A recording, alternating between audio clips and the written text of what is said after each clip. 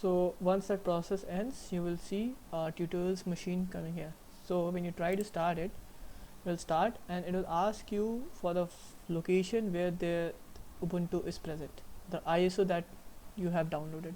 So you have click this button and choose where the ISO is present. So it's present in my local disk E and OS folder. It can be present anywhere, and I select the Ubuntu 18.04 desktop AMD, 64-bit operating system. So I click open and then start. So now what this will do is it will start installing Ubuntu on your VirtualBox. So you will see some things like this, and then we'll try to keep it a very basic installation so that it does not take time and does not eat up your Wi-Fi. I will show you the whole process once it's there.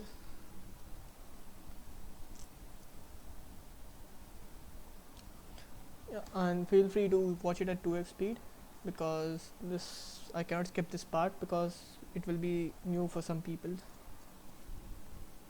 So I will click the install Ubuntu option, and English, just click on continue, and we'll go for the minimal installation. We want only basic utilities and web browser, no games, media players, and etc., because this won't be your main system. If you're doing a dual boot, then I would suggest you to go for the normal installation and then continue.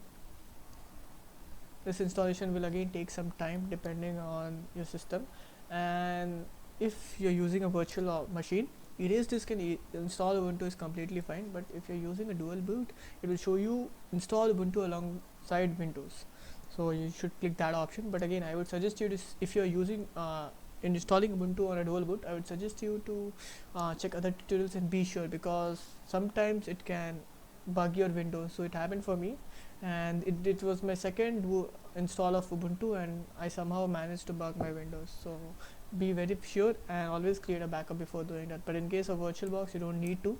But again, the performance will never be good in case of VirtualBox, since you're performing a simulation, because like my machine has 6 cores, so it won't be able to utilize all the 6 cores. It will only take 1 core at a time. So if you want full utilization, better to use dual boot. Yeah, and then you can go and click continue, and then it will ask you for the region. Select the region wherever you want to. I am in India, so I'll just select this, and then just continue. Then we'll give a basic name to tutorials, and password is tutorials, and then it doesn't matter if it's a weak password. So yeah, couple of names, let's make it tutorials itself, and then continue, and this will start the installation process. Now this will take some time, and again, once this is done, I'll cut back. Once you're done, the whole process is done, it will ask you to restart the installation. So you just click on restart now, and this will take some time, and once it restarts, you will have your Ubuntu on VirtualBox, and then you can play with it.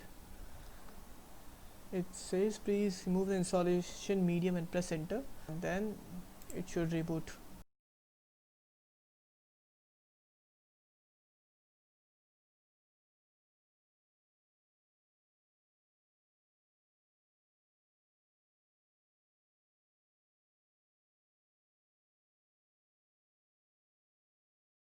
So yeah, you can see how laggy it is, but still it will get our job done, and it's good for learning purposes.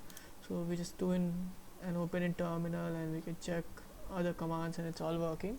And we can also see that if we try docker, we don't have it installed in our machine, so it says command docker not found.